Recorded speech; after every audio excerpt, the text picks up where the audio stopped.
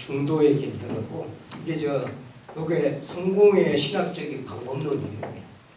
특징적인 방법론인데 이게 무슨 이야기냐면 성공회는 이미 루트란 쪽하고 루터의 이야기하고 캐톨릭의 이 극심한 논쟁을 봤거든요. 이걸 보면서 요 중도 얘기를 추구하는 거예요. 그러니까 예를 들면 이쪽은 이심친이를 갖고 아주 강조를 했죠. 이쪽에 성화적인 요소를 갖고 강조를 했는데 지난번에 제가 그림 갖고 하나 이렇게 기독교 역사를 쭉 보면은 칭의와 성화의 논쟁이라고 요약할 수 있어요. 기독교 역사 자체가. 근데 이 부분을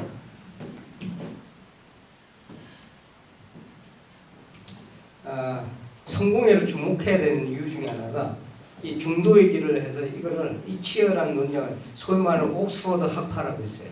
옥스퍼드 그룹들이 그 성공회 내에 아주 그 학자들이 모여서 심각하게 이 부분 토론을 하고 만들어 놓은 것이 이 39개조 있죠. 39개조. 성공회 신조 39개조 안에 녹여놨다고 이제. 그래서 한마디로 말해서 밸런스를 추구합니다. 이 둘을 분리시키는 것이 아니고 이 둘을 연결을 시켜놓는 작업을 해요. 이게 성공회인데 그러나 그 이전에 이미 이 작업은 사실 따지면 켈빈에서 시작이 됐어요. 우리 켈빈이즘을 이해를 잘 못하고 있어서 문제인데 한번 요거 정리를 살짝 해드릴까? 사실 이게 주력은 아닌데 웨슬리 이야기에서는 약간 필요한 부분이에요.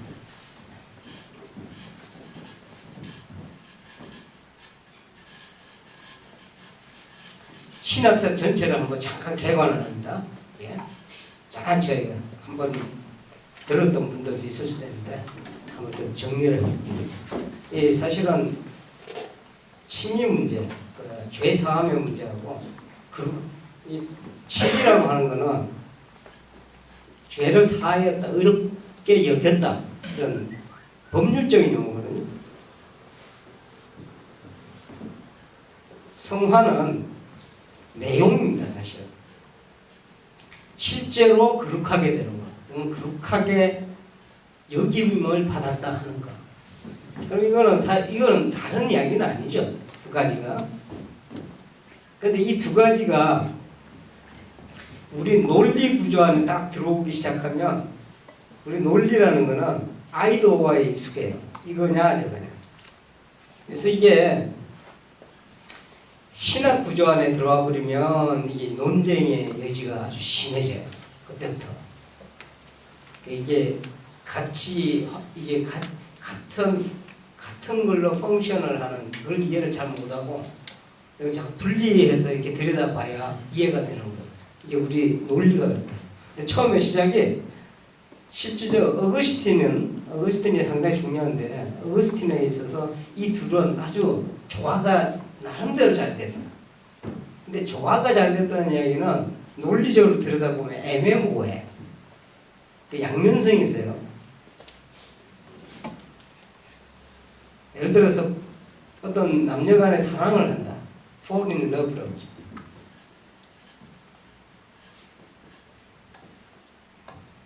남자 여자의 이제 어떤 이 사랑을 하기 시작하는데 이 사랑의 감정을 이 필링을 싹 이렇게 그냥 필링을 같이 느끼면 괜찮은데 문제는 뭐냐, 요거를 설명을 하기 시작한다.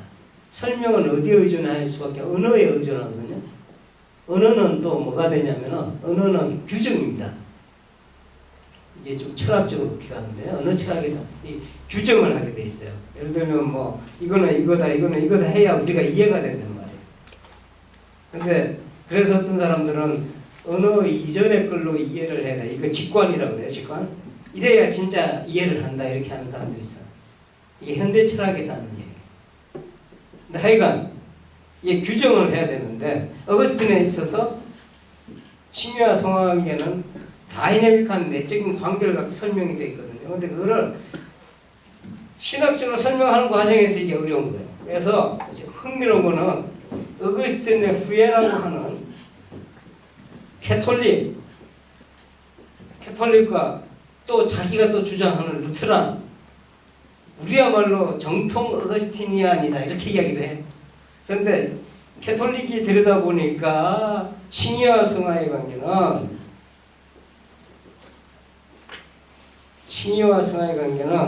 자, 오늘 오랜만에 오시면 너무 어렵지 않나요? 괜찮아요?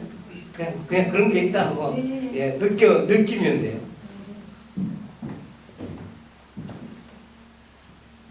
색깔이 잘 나와요.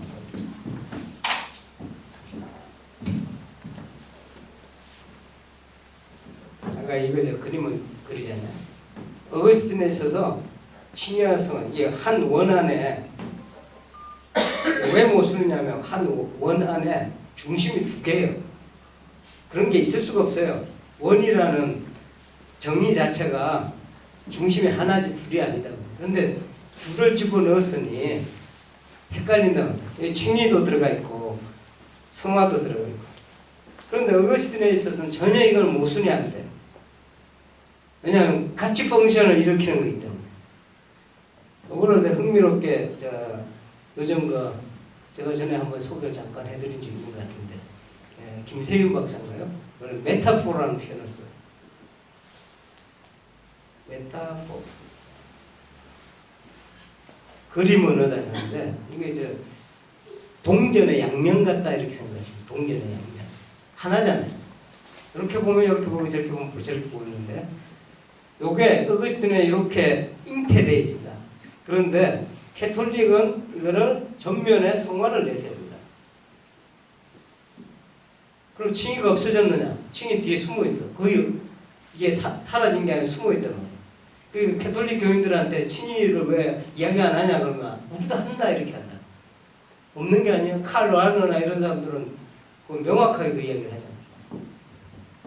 근데 이 루스란 쪽은 정반대의 입장을 취한다. 동전을 어디서 쳐다봤냐면 칭의에서 쳐다봤어. 성화가 없느냐? 성화가 있죠. 있는데 성화가 가려져 있다. 그 전면에 칭의만 보여. 그러니까 문제는 이 둘이 극단과 극단으로 보이잖아요. 그러니까 박트씩 싸우는 거예요. 머리 맞대고. 이게 해소된 게 20세기에 와서 서로 화해를 했잖아요. 그전에는 아나테마, 소위 말하는 저주 선언을 하죠. 저주 있을진저 해갖고 막 이쪽에서 그거 했잖아요. 루트라는 이런 이론에 대해서 저주 받으라 하가지고 저주 퍼부었잖아요. 아직 공식적으로 카운슬에서 결정을 해가지고 그렇게 합니다. 그런데 켈빈에게 있어서 이 부분이 해소되는 가능성이 열려요. 그래서 켈빈이 우리가 웨슬리안이 켈빈 잘 모르고 켈빈이 있을 때 뭐 이렇게 이야기하면 안 된다. 교회사에서 상당히 교훈점 많은 부분이에요. 어떤 시도를 하냐면 한 원에서 들어가는 거 이거는 모순이니까 차라리 타원을 그려버려. 켈빈이 타원을 그렸다는 이야기가 아니에요. 이제 내가 이해한 거예요. 설명하기 위해서. 헷갈리면 안 돼요. 어디 가서 켈빈은 타원 그렸다더라 이렇게 하면 안 돼요. 여러분이 이해하기 좋으라고 그림을 하면 이해하기 좋잖아요. 이거를 책 갖고 설명하려면 한참 걸려요. 이거를 칭의와 성화를 일단은 벌려놔요. 벌려놓지만 내적인 관계를 오히려 찾아줍니다. 긴장이 있어요. 그러면서 동시에 내부적으로는 또 내적인 관련성이 있다. 이걸 어떤 걸로 연결고리하냐면 성령의 역사를 갖고 움직입니다. 켈빈이 하는 방법이에요. 사실 말하는 그 성령의 조명이라든가 새롭게 하시는 사역이라든가 그 다음에 확증하시는 사역이라든가 인도하시고 기르시고 이렇게 하시는 모든 사역들의 그 패턴이 켈빈이즘에 다 나와요. 켈빈한테 다 나온다. 이걸 그대로라고 말하기 어렵지만 존 웨슬리가 그걸 응용을 합니다.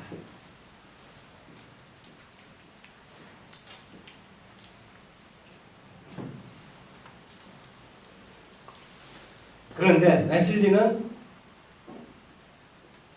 사실상 개인적으로는 정말 어거스티니안이다라고 생각해요. 왜 그러냐? 이거를 연결을 하는데 이게 논리에 의존하기보다도 오히려 목회 현장 가운데 삶에 우리가 신앙생활 해가는데 이게 하늘 가는 길 있죠. 하늘 가는 길이라고 제가 말씀을 드렸는데 이 하늘 가는 길 안에서 이 부분을 통합을 시키려는 노력을 합니다. 다이내믹해져요.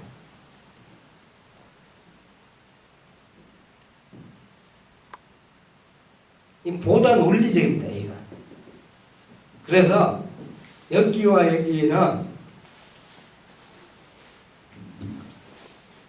켈빈 사상과 웨슬리의 이해는 두 간에는 머리 한 올 차이에밖에 차이가 없다 하는 게 제 평가입니다. 예정론에 있어서는 약간의 이게 심각한 문제가 있었죠. 특히 조지 휘필드는 켈빈이 아니잖아.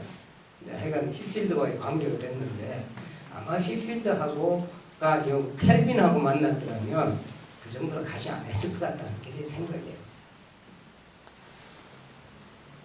이게 교회사입니다. 전체 교회사인데 이 안에서 이렇게 통합해가는 과정 안에서 이제 문제와 맞닥뜨리는 거예요. 예를 들면은 모라비안이 나오죠. 모라비안은 이 모라비안이라고 하는 이 그룹은 루트란입니다. 루트란에서 극단주의 루트란이에요.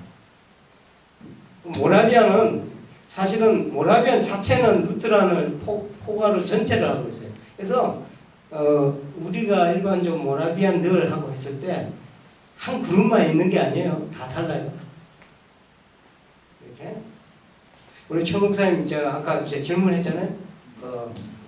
어떻게 해서 존 웨슬리가 친위와 성화 관계에 대해서 이렇게 밀접한 관계를 이해하기 시작했냐.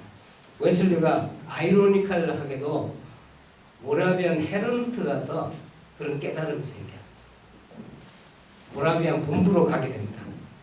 그 경험 후에 1738년 5월 24일 경험 후에 그 해 6월 달에 독일로 가요. 제일 처음으로 간 거 독일에 그 관심을 가지셔요. 거기 가서 왜 갔느냐? 바로 이 부분을 해결하는 거예요. 웨슬리가 구원의 확신에 대해서 거듭남에 대해서 어떤 인식이 생겨서 1738년 5월 24일 이걸 자꾸 회심이라 그런가 문제가 있다고 제가 말씀드렸죠.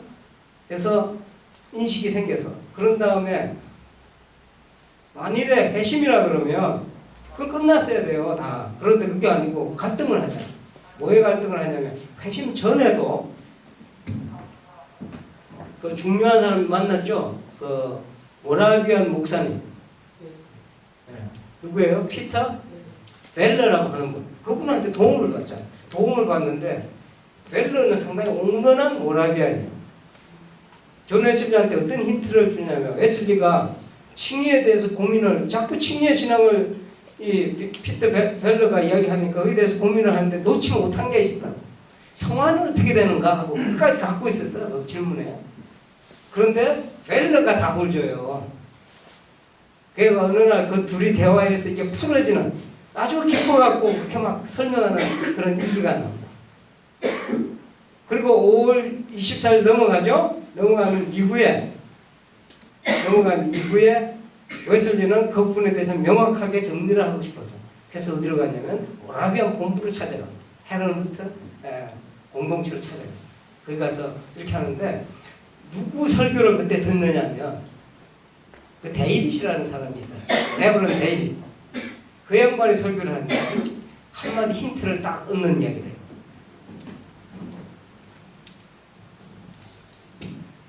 믿음에는 정도가 있다. 무슨 이야기? 믿음에는 레벨이 있다는 거예요. 간단한 이야기 같은데 이 이야기에 웨슬리는 필이 딱 꽂히는 거예요.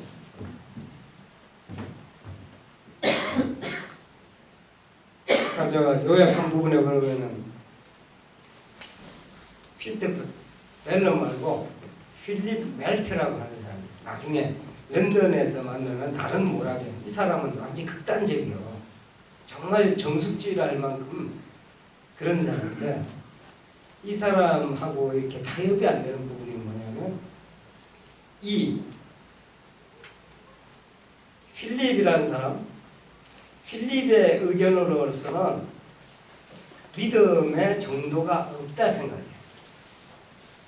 완전하거나, 그러니까 믿거나 안 믿거나의 차이지 조금 믿거나 약간 더 잘 믿거나 이런 차이는 없다는 거예요. 무슨 얘기죠? 이제 그런 의견을 같은 보세요. 같은 모라비안이라도 다른 견해를 갖고 있잖아요. 그래서 웨슬리는 이 다양한 모라비안들과 만나면서 결별을 한 거는 이렇게 극단적인 모라비안이었다 이렇게 생각하시면 정리하시는 게 맞아요. 처음부터 이게 너무 세게 지금 이야기가 됐는데 이거 한 번은 정리가 이렇게 돼야 돼요. 정리가 돼야 돼요. 그리고 주제 자체가 전사님이 정리하고 제기했던 주제가 바로 이런 주제인데 우리들 교회는 우리 전사님이 내가 대학원 수업을 할 때 감신돼서 그래서 발제를 한번 했어요. 기회가 되면 그 발제를 한번 나눠주면 좋아요. 그래야 왜 그렇게 생각했는가가 이해가 되지. 단순히 가봤더니 그렇게 됐다 이런 건 아니니까. 그래서 그거를 한번 정리를 해보면 아마 우리 목회에도 좀 도움되신 지난 학기에 대학원생들하고 그 수업을 했었어요. 자기가 한 교회를 정해서 웨슬리 목회를 하고 있다고 하는데 정해서 그걸 분석하고 그걸 설명하는 시간이 있어요. 많다고 했었죠. 우리들이. 그래서 비교적 내용적으로 이렇게 근접하는 부분이 눈에 띄어요. 진짜 한번 내가 만나보고 싶은 사람 중에 하나예요. 한번 대화를 해보면 상당히 좋은 아이디어가 나올 것 같아요. 근데 우리 한국 교회 안에 실제로 알게 모르게 이런 아이디어를 갖고 하는 분들이 많아요. 그러나 핵심은 웨슬리적이냐 아니냐 이런 핵심은 이제 공부를 조금 더 이렇게 전개를 해보시면 전체 그림이 나오고요. 자, 갑자기 오셔서 뭐 이렇게 점심 식사하고 약간의 그 하니까 10분 브레이크 갖죠.